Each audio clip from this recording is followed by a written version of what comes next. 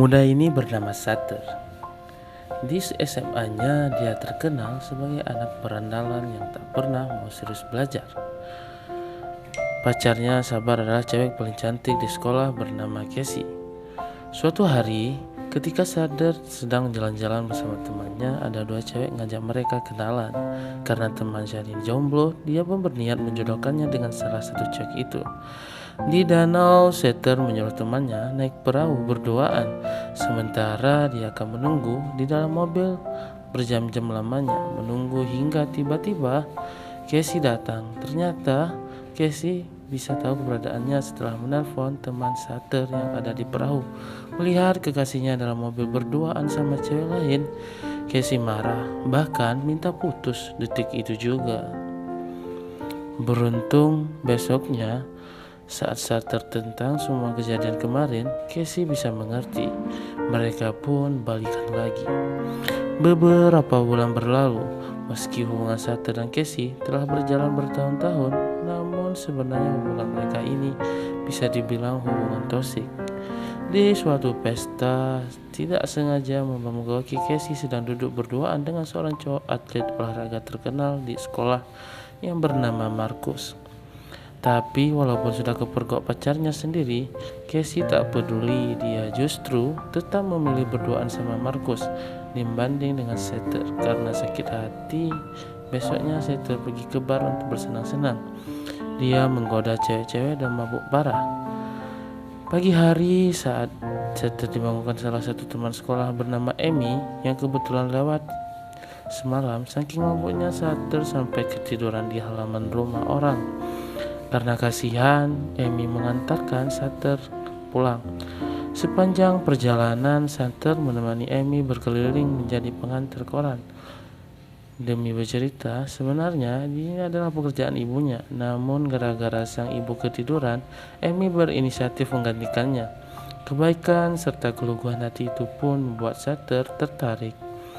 Esok hari, selesai jam pelajaran, Sutter ditegur guru. Akibat hasil ujian matematikanya jelek, ditambah dia juga tak mengerjakan PR.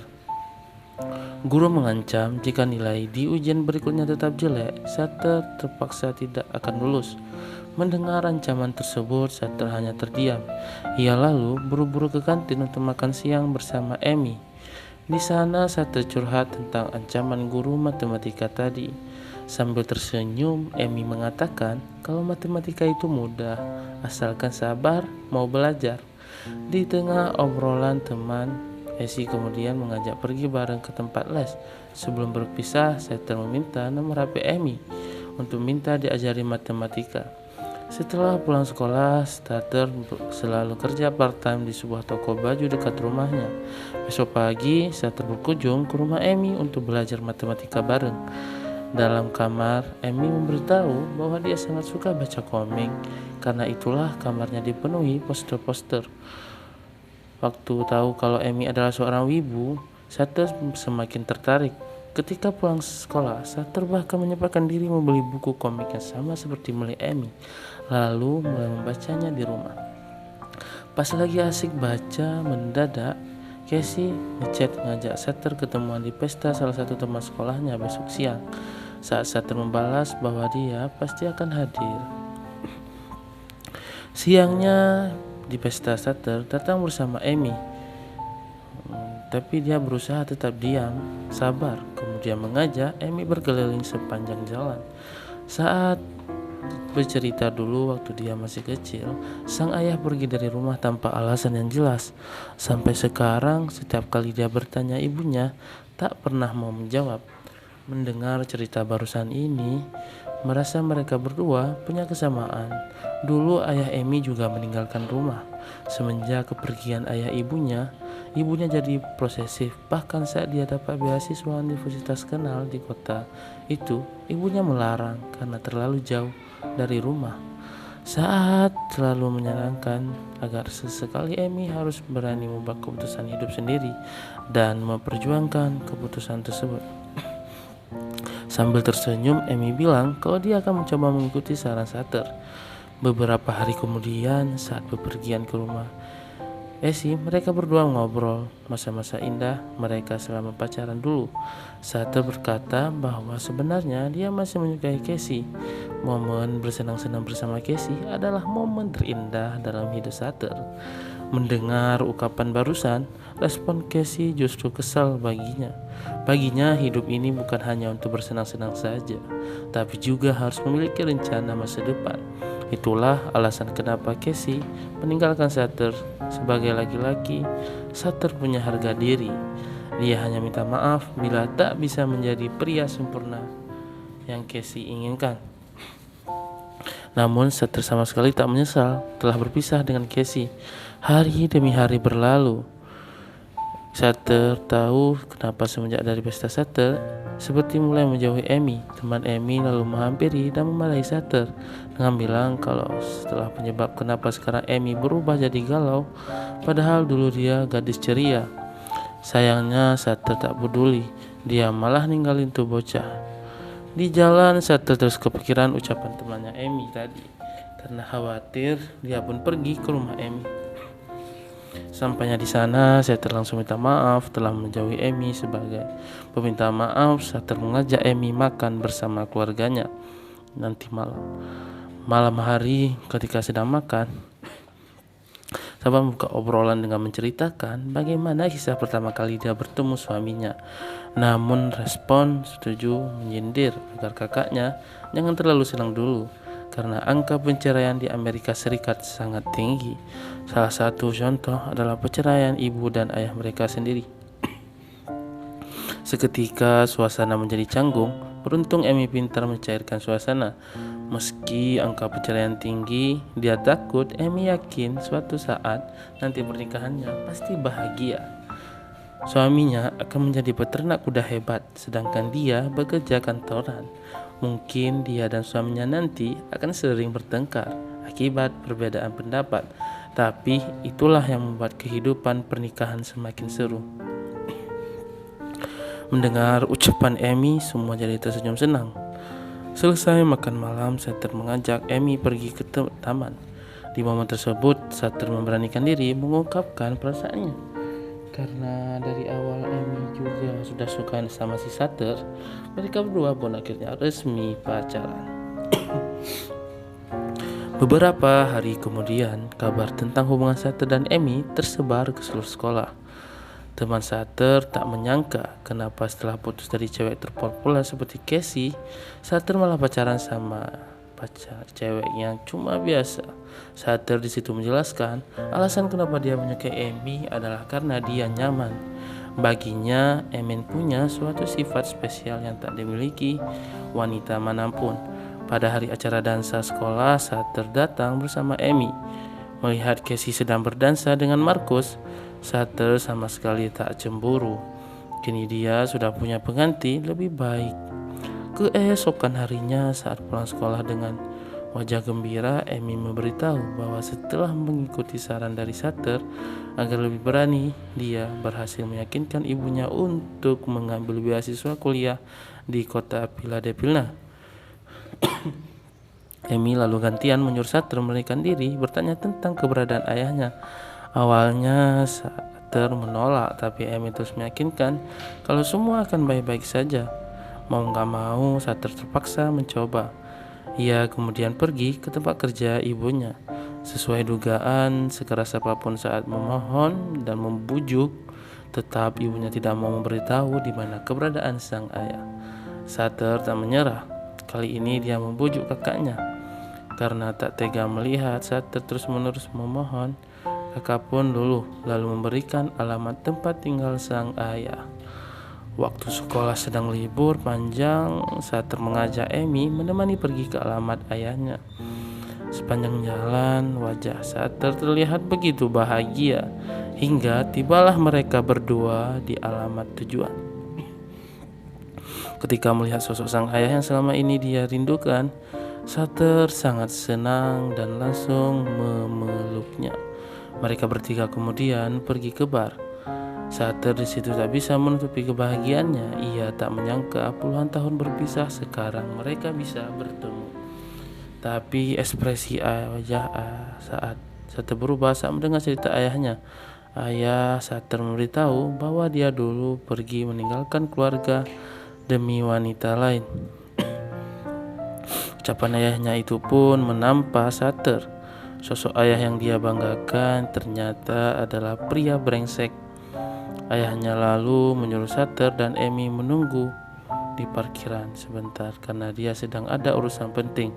Ia berjanji akan segera menyusul ke sana bila urusannya sudah selesai. Sater yang masih syok hanya bisa menurut. Berjam-jam lamanya mereka menunggu. Ayah Sater tak juga muncul hingga akhirnya saat Sater muak lalu memutuskan masuk ke dalam bar lagi. Namun di depan hati Sater kembali hancur saat melihat sang ayah ternyata sedang mabuk dan tertawa bersama teman-temannya. Dengan sangat kecewa Sater pergi dari sana. Di jalan pulang Sater terdiam menahan amarah. Emi pun mencoba menghibur, tapi respon Sater tambah marah. Sater merasa Emi pura-pura mencintainya, padahal dalam hati Emi pasti cuma kasihan dengan kondisi Sater yang menyedihkan. Emi berusaha meyakinkan kalau cintanya tulus. Dia tulus ingin menemani Sater dalam suka dan duka. Di tengah perdebatan mendadak muncul mobil dari depan. Beruntung mereka berdua selamat, tapi kejadian tersebut masih juga belum meredakan amarah. Dia muak dikasihani. Ia tak ingin wanita yang dia cintai melihatnya terpuruk. Sater kemudian menyuruh Emi keluar sambil berkata kalau dia sedang butuh waktu sendiri. Namun ketika Emi keluar tiba-tiba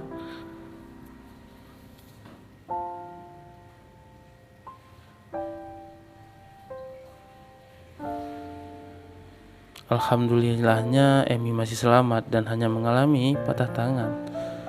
Hari demi hari berlalu. Sater hanya bisa menyesali kesalahannya.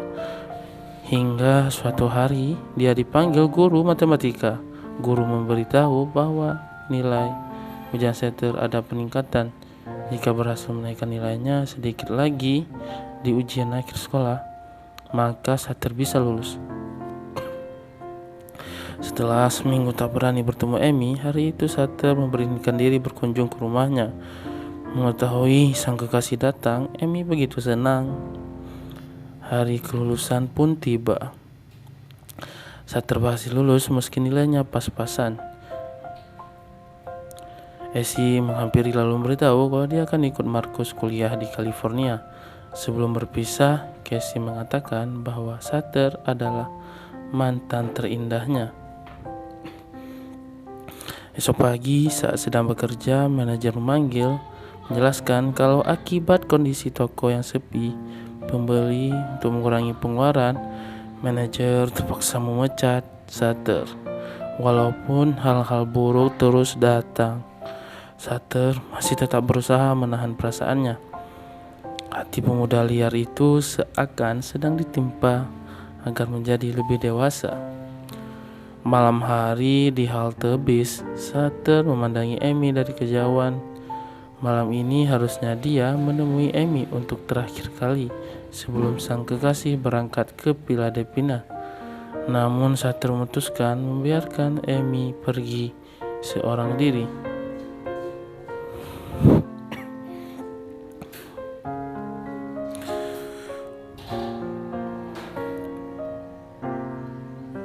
Di sepanjang perjalanan pulang, Sater merenungi masa mudanya.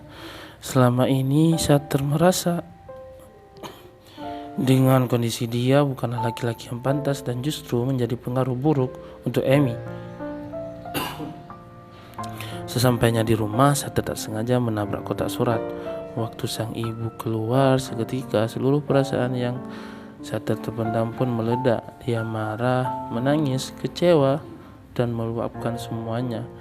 Melihat anaknya terpuruk, sang ibu lalu memeluk kemudian berkata bahwa seberat apapun masalah yang Sater hadapi, ingatlah satu hal, yaitu ibu akan selalu mencintai dan akan selalu ada untuk mendukung Sater.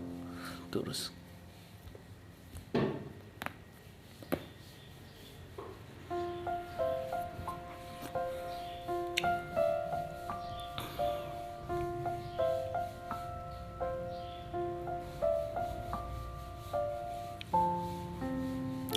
Beberapa hari kemudian terlihat Sutter sedang mencoba mengikuti ujian masuk ke Universitas Philadelphia. Dalam file ujian itu, dia diharuskan menulis esai tentang kisah masa mudanya. Sutter pun mulai menulis. Ia menulis kisah masa mudanya, dipenuhi dengan perasaan takut, gagal, mengecewakan, dan dikecewakan, menyakiti orang lain, disakiti orang lain, serta rasa kehilangan. Ia dulu selalu menyalahkan semuanya, tapi kini dia sadar segala masalah yang terjadi dalam hidup berasal dari dalam diri kita sendiri. Mungkin di luar sana banyak anak muda sepertinya yang hanya sibuk bersenang-senang, seakan hari ini adalah segala-galanya. Namun ingatlah, masih ada hari esok yang harus kita perjuangkan.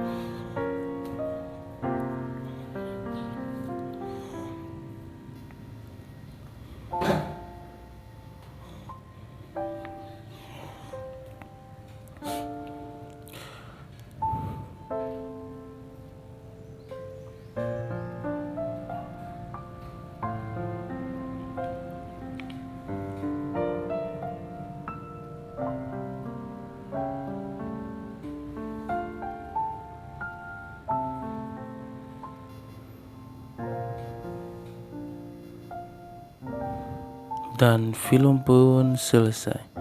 Terima kasih sudah menonton cerita film. Semoga hari kalian menyenangkan.